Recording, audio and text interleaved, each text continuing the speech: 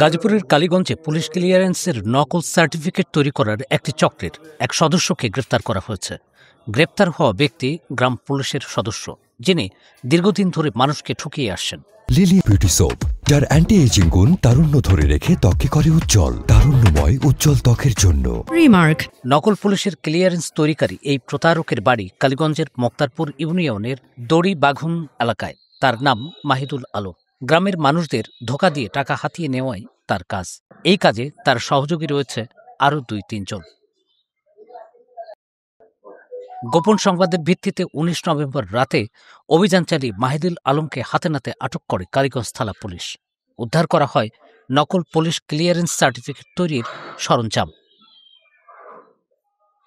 মাহিদুল আলমদের প্রতারক চক্রের অন্যদের ধরার চেষ্টা চলছে বলে জানালেন পুলিশের এই কর্মকর্তা। সে তার কম্পিউটার দোকানে বসে প্রবাসগামী মানুষের পুলিশ ক্লিয়ারেন্সের আবেদন করে থাকে। পাশাপাশি সে পুলিশ ক্লিয়ারেন্সের আবেদন নিয়ে নিজেই ক্লিয়ারেন্স সার্টিফিকেট ইস্যু করে এবং অফিসার ইনচার্জ কালীগঞ্জ থানা ও পুলিশ সুপার ডিএসবি গাজীপুর এর স্বাক্ষর কম্পিউটারের মাধ্যমে প্রতিস্থাপন করে থাকে।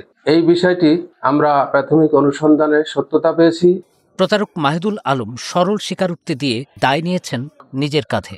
নিজে এসপি এবং ওসি যে আর্টিফিশিয়াল ইন্টেলিজেন্সের মাধ্যমে ওনাদের যেই সিল এবং স্বাক্ষর আছে, ওই সিল এবং স্বাক্ষরটা আমি নকল করছি। এই কারণে আমাকে পুলিশ ধরে নিয়ে আসছে। পুলিশ আমার কাছে জব্দ করছে হলো আমার পিসি ছিল, পিসির মধ্যে এই কাজগুলো ছিল।